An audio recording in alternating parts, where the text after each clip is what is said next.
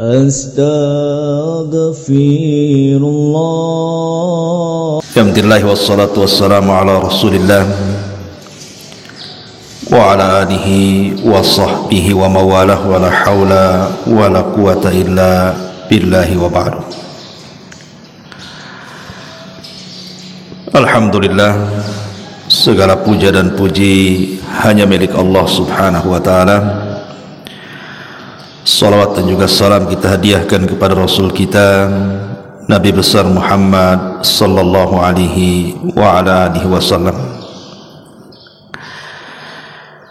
Ma'asyiral muslimin, jamaah salat subuh yang dimuliakan Allah subhanahu wa ta'ala.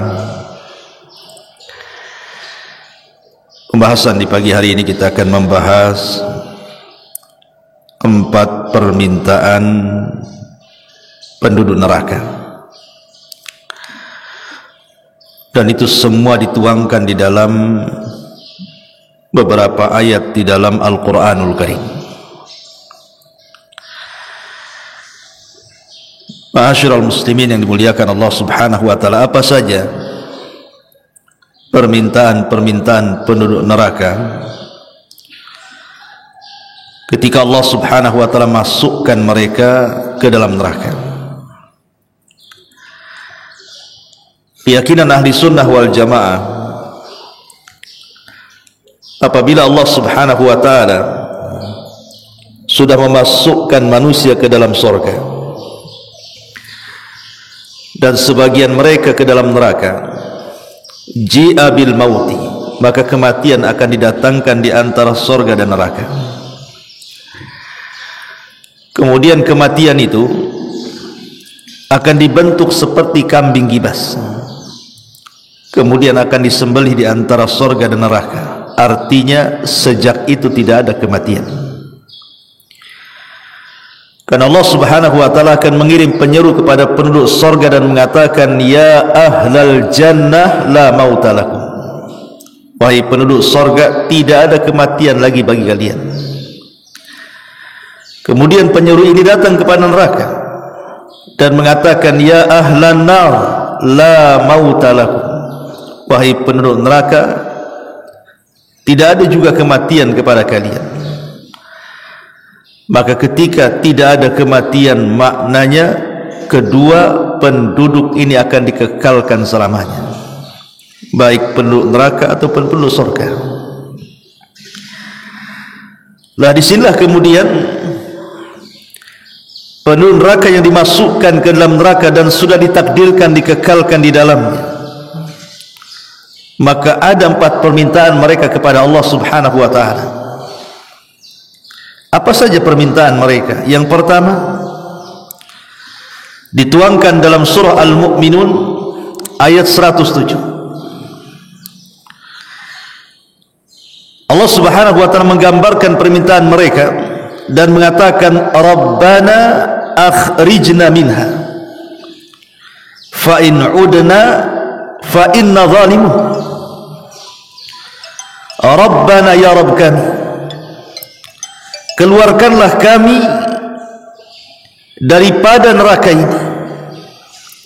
Kemana? Maksudnya dikembalikan ke dunia. Maka jika kami kembali ke dunia kemudian kembali ke kafiran, sungguh kami termasuk orang-orang zalim. Dari sini kita tahu bahwa penduduk neraka itu menyesal semenyesal-menyesalnya kepada Allah azza wa jalla, dan mereka berjanji kalau mereka keluar dari neraka dan dikembalikan ke dunia, maka mereka akan berbuat baik, dan kalau mereka kembali kepada kekafiran mereka menyatakan diri, maka kami termasuk orang-orang zalim. Tapi apa jawaban Allah subhanahu wa ta'ala?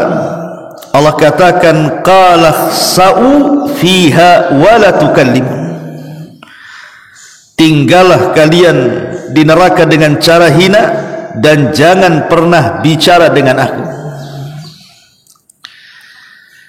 Ma'asyiral muslimin yang dimuliakan Allah subhanahu wa ta'ala,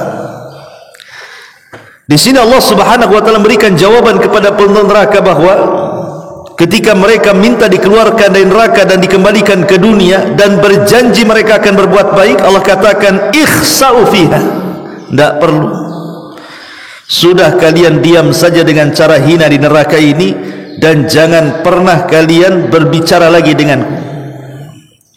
Abdullah ibn Amr ibn As radhiyallahu anhu, seorang sahabat yang banyak menulis hadis Nabi SAW. Beda dengan Abu Hurairah. Kalau Abu Hurairah banyak menghafal, sehingga tidak ada sahabat Nabi yang lebih banyak hafalan hadisnya melebihi Abu Hurairah. Tetapi Abdullah ibn Amr ibn As ini banyak mencatat. Apa kata Abdullah ibn Amr ibn As radhiyallahu an? Allah tidak mau mengajak bicara kepada manusia 2 kali lipat umur dunia. 2 kali lipat umur dunia, Allah tidak akan mengajak bicara penuh neraka. Padahal satu hari kehidupan dunia ini sama dengan 1000 tahun kehidupan akhirat. Inna yauman, atau satu hari kehidupan akhirat sama dengan 1000 tahun kehidupan dunia. Inna yauman inda rabbika ka alfi sanatin mimma ta'uddu. Satu hari kehidupan akhirat ini bila dibandingkan dengan kehidupan dunia itu sama dengan 1000 tahun. Artinya kalau seandainya 2 kali umur dunia, sudah kebayang tuh berapa ribu tahun Allah subhanahu wa ta'ala tidak akan mengajak bicara penuh neraka. Ini sebuah kinayah bahwa orang-orang kafir yang dikekalkan di neraka itu selamanya tidak akan mendapatkan rahmat Allah azza wa jalla. Mereka akan tetap diam di situ. Lah ketika penuh neraka itu tidak bisa berkomunikasi lagi dengan Allah azza wa jalla, dan Allah subhanahu wa ta'ala tidak kabulkan permintaan mereka, mulailah mereka melirik kepada malaikat Malik.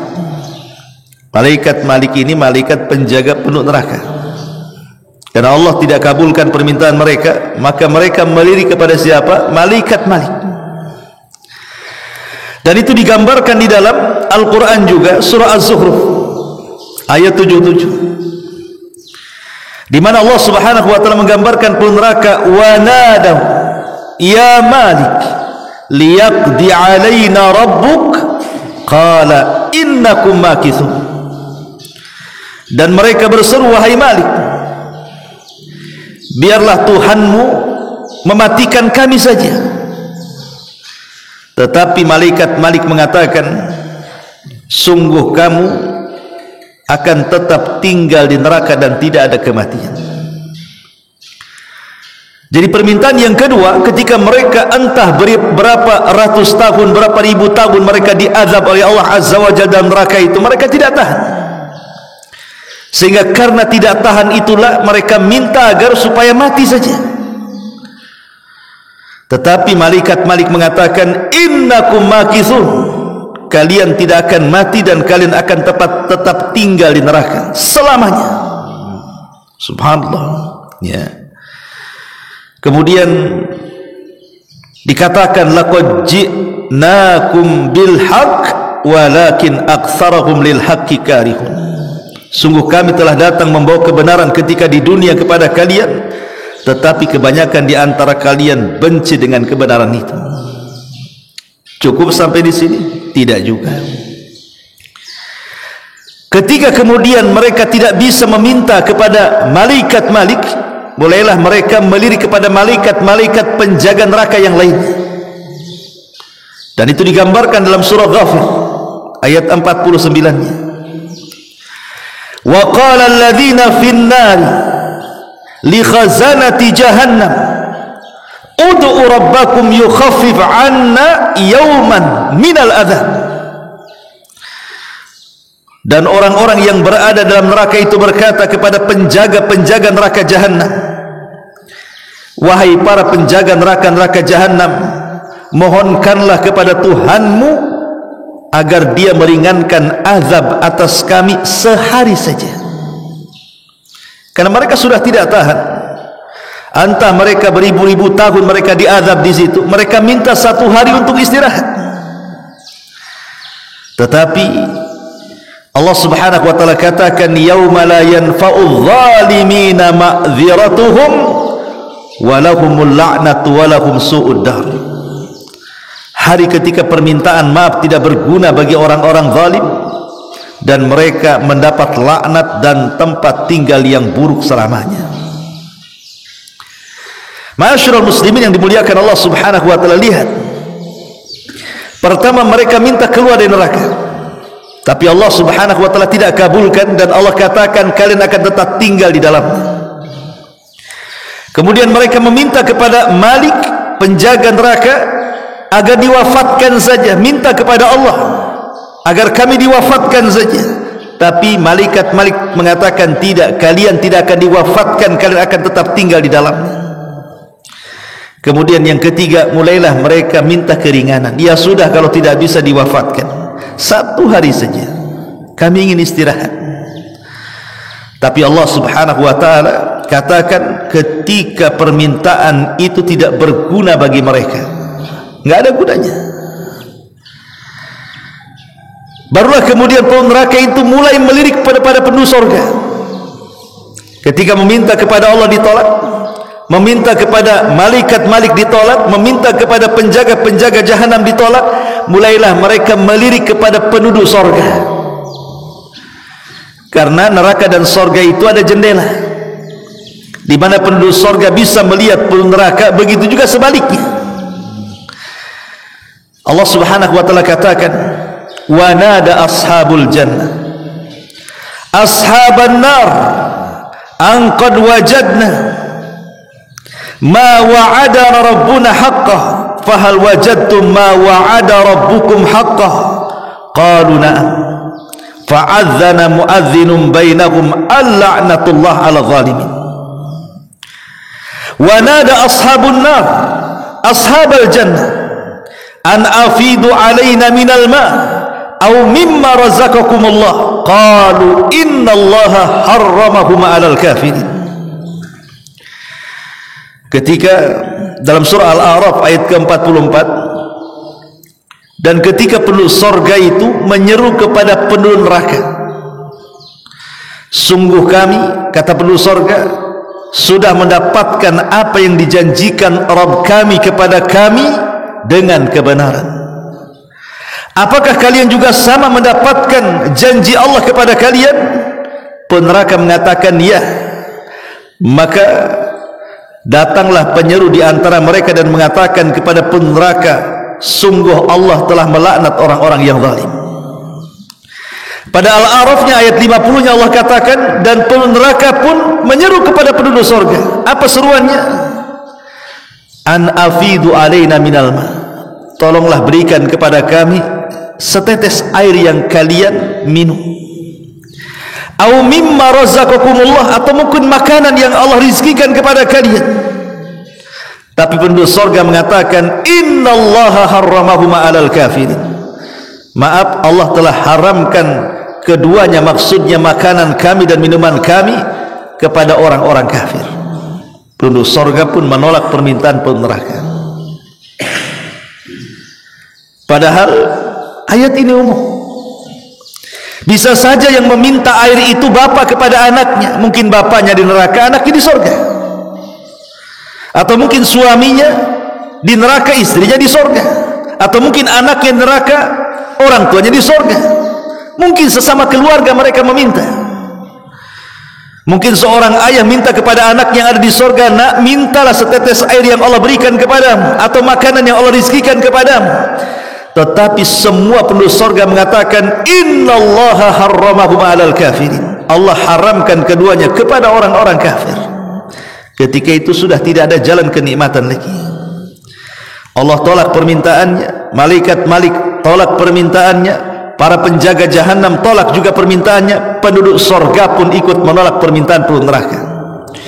Di sini terjadi penyesalan hebat penduduk neraka, karena keinginan mereka tidak dipenuhi.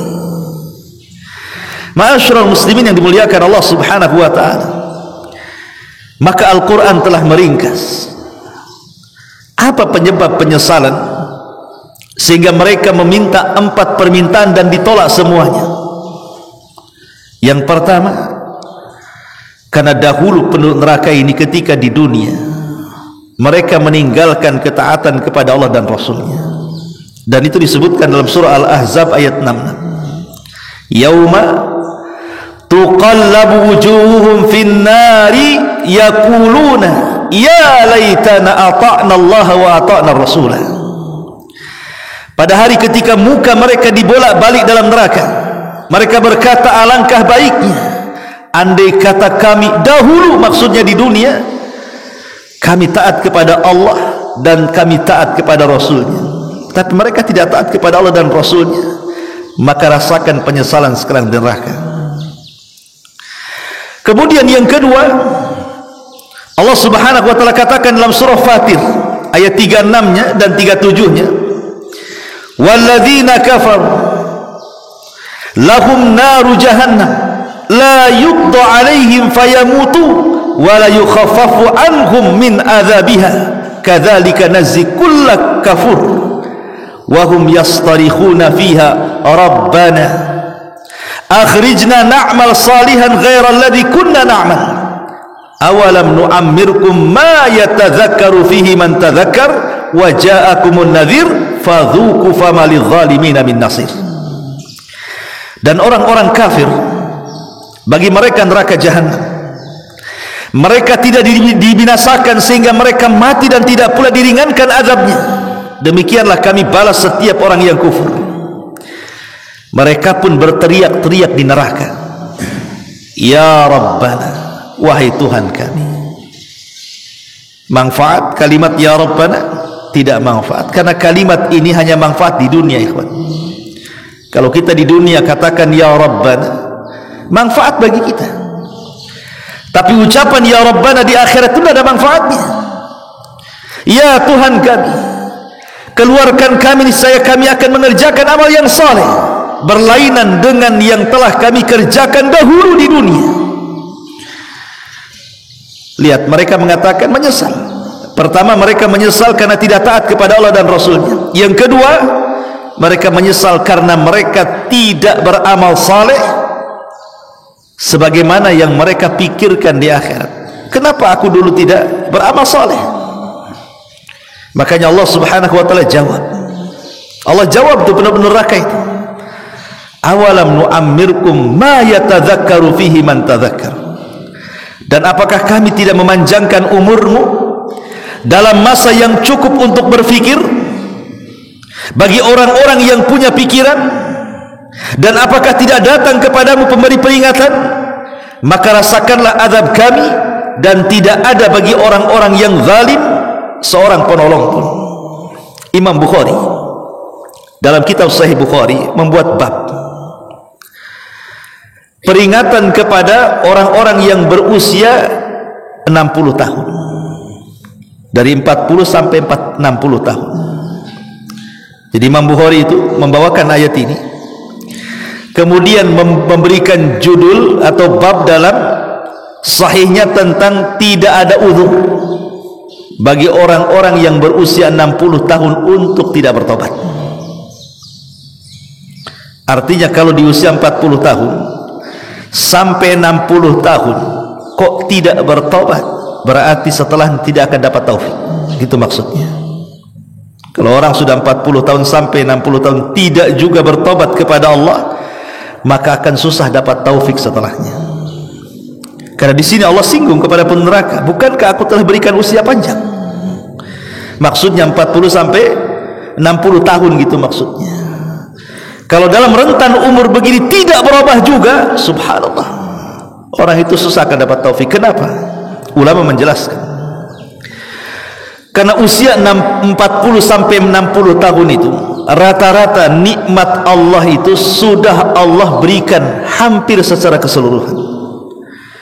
Rata-rata usia 40 sampai 60 tahun sudah berumah tangga, sudah punya anak, sebagian mereka sudah punya cucu, sebagian mereka sudah punya pekerjaan yang mungkin mapan, dan akal pun sudah sehat. Makanya Nabi itu diutus tidak di usia 25 atau 30 tahun, tidak, tapi di usia 40 tahun, karena disitulah akal manusia sehat-sehatnya. Makanya sering saya katakan, dari segi mengkonsumsi makanan saja di usia 40 tahun ke atas itu, makan itu bukan pakai mulut, tapi pakai akal. Bukan pakai mulut kan, bukan pakai akal. Kalau pakai mulut mungkin di usia 20 tahun pakai mulut, mau sate 100 tusuk pun main hantam saja. Tapi kalau sudah 40 tahun ke atas, pakai akal dia makannya. Ini tidak bisa dimakan ini, gula naik nih.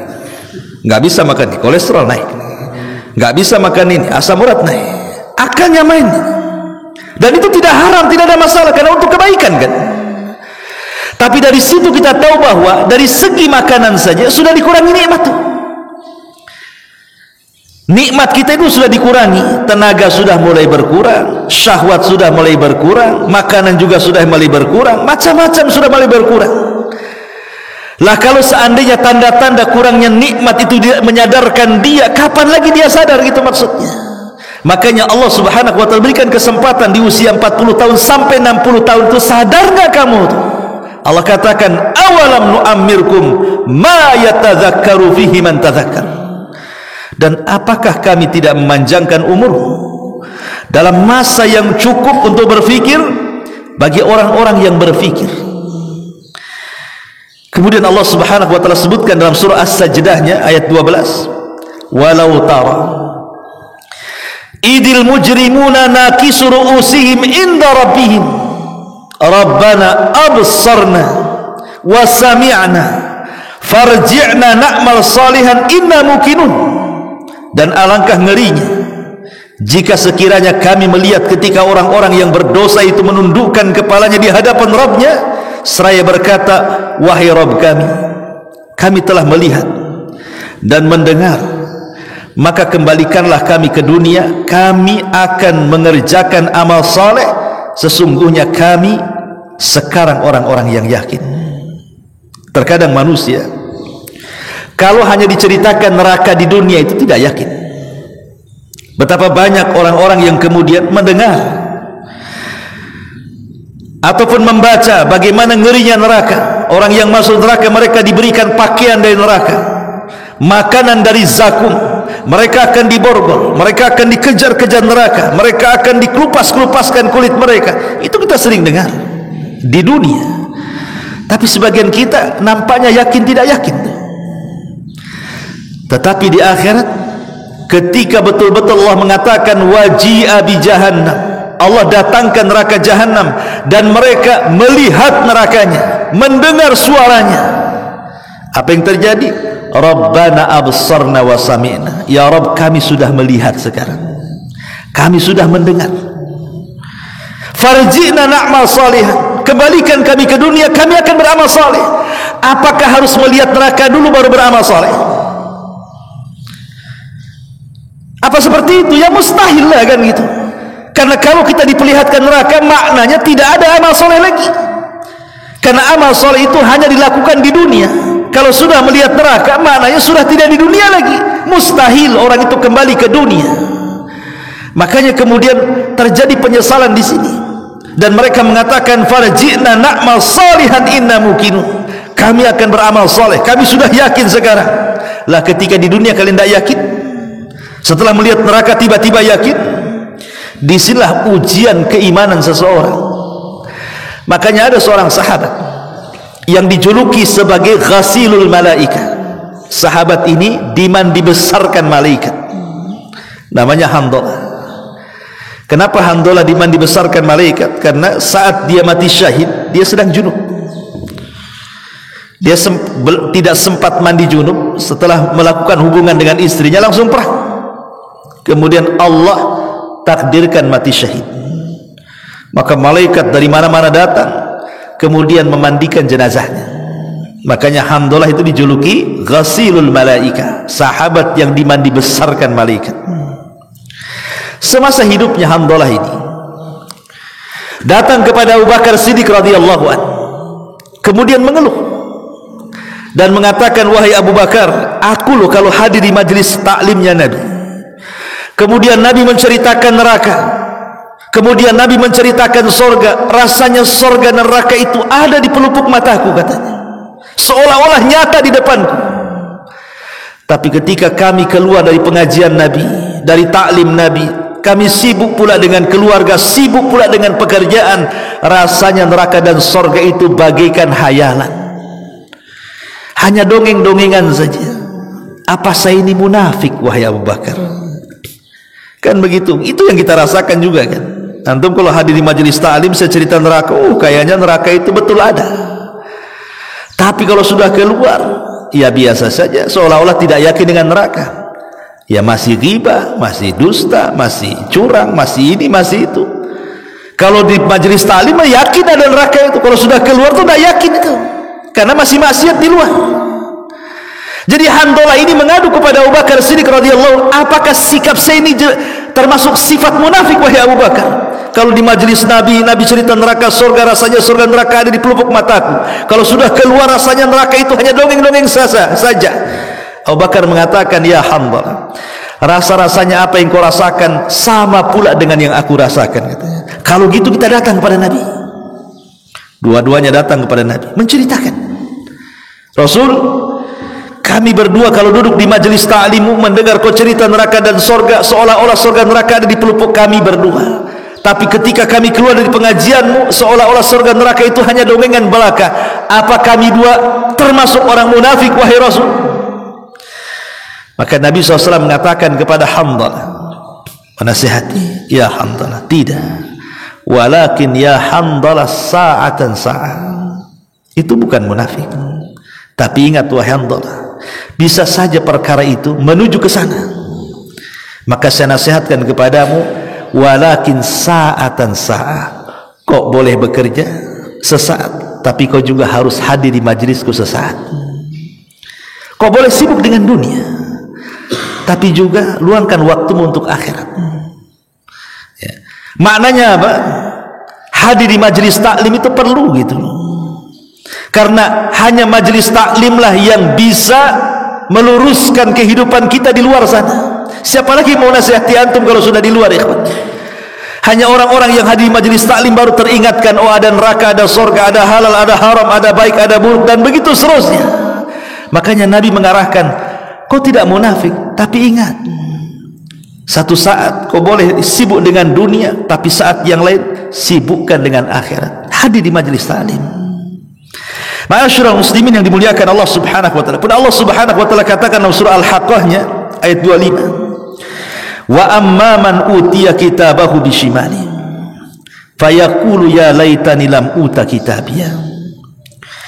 Adapun orang-orang yang diberikan kepada mereka catatannya dari sebelah kirinya, maksudnya orang-orang kafir, maka dia berkata, wahai alangkah baiknya kiranya tidak diberikanlah kepadaku catatan-catatan ini. Kenapa? Karena dia tahu isinya keburukan dia semuanya. Dia baru menyesal bahwa seluruh isi catatan selama di dunia itu tidak ada yang baik. Makanya kalau bisa dilempar saja catatan itu, tapi kan tidak bisa. Dia harus tetap mengambilnya, tanda bahwa dia termasuk orang kafir. Dari situlah Allah Subhanahu wa taala katakan dalam surah An-Naba'nya, ya laitani kuntu turaba. Duhai kiranya aku jadi pasir saja, aku jadi tanah saja, supaya aku tidak dihisab dan tidak diadab Allah Subhanahu wa taala. Tapi ini semua mustahil. Ma'asyiral muslimin yang dimuliakan Allah Subhanahu wa taala, jangan lagi orang-orang kafir yang saya ceritakan di sini. Orang-orang yang beriman saja, mereka pun akan menyesal karena kekurangan mereka beramal soleh di dunia. Bahkan dalam sebuah hadis, ketika Nabi SAW suatu hari dia lewat di sebuah kuburan, kemudian Nabi SAW mengatakan, man sahib hadal qabr, siapa pemilik kuburan ini? Maka para sahabat yang lain mengatakan, fulan ibn fulan, itu kuburannya fulan bin fulan wahai Rasul. Maka Nabi SAW mengatakan, raq'atani ahabba ila hadha min baqiyati dunyakum. Kata Nabi SAW, 2 rakaat yang ia lakukan kalau seandainya dia bisa sholat dalam kuburan itu 2 rakaat, itu lebih dicintai daripada dunia yang kalian miliki semuanya. Jadi kalau seandainya penduduk kuburan itu mereka masih diberikan kesempatan oleh Allah untuk melaksanakan 2 rakaat saja sholat sunnah, itu jauh lebih baik daripada 1 dunia dan kenikmatannya. Karena itu yang diperlukan mereka. Apalagi coba, yang diperlukan mereka hanya itu saja, amalan soleh. Makanya dalam hadis yang lain, rak'atani khafifatani mimma tahkiruna wa tanfuluna yaziduhuma hadha fi amalihi ahabba ilaihi min baqiyati dunyakum. Salat sunnah 2 rakaat yang ringan yang kalian remehkan, kemudian ditambahkan pada amalan orang ini, itu jauh lebih dia cintai dibandingkan dunia yang kalian kuasai. Subhanallah, ya. Jadi orang-orang yang beriman saja mereka menyesal karena mereka mungkin kurang beramal banyak di dunia, sehingga mereka berangan-angan untuk bisa sholat walaupun hanya 2 rakaat sunnah dalam kuburan mereka. Bahkan Allah Subhanahu wa taala katakan dalam Al-Qur'anul Karim juga, hatta idza jaa ahaduhumul maut qala rabbirji'uni la'alli a'malu salihan fima tarak. Hingga apabila datang kematian kepada seseorang dari mereka, mereka mengatakan, ya Rabb, kami kembalikan kami ke dunia agar kami bisa beramal saleh. Dalam ayat yang lain, fa asaddaqa wa akum minas salihin, agar kami bisa bersedekah dan bisa beramal saleh. Tapi di dunia, di akhirat tidak mungkin. Jangankan lagi di akhirat, di kuburan saja tidak mungkin. Apalagi orang sudah masuk neraka, kan? Permintaan itu pasti ditolak. Kalau di dunia masih mungkin lah. Seperti hadis Nabi SAW mengatakan, lau anna libni adam wadiyan min zahabin ahabba an yakuna lahu wadiyani walan yamla'u fahu illa turab wa yatubullahu ala man tab. Seandainya seseorang itu memiliki 1 lembah emas di dunia, niscaya dia ingin memiliki 2 lembah emas lagi. Mungkin ada orang bercita-cita ingin punya rumah, kan? Sudah punya rumah, ingin punya rumah lagi, Allah kabulkan, punya rumah lagi dia. Sudah punya 2 nih, ingin punya 3, Allah kabulkan, dikasih lagi 3, dikasih lagi 4, 5, 6. Itu mungkin permintaan di dunia. Tidak ada yang mustahil di dunia ini bagi Allah Subhanahu wa ta'ala.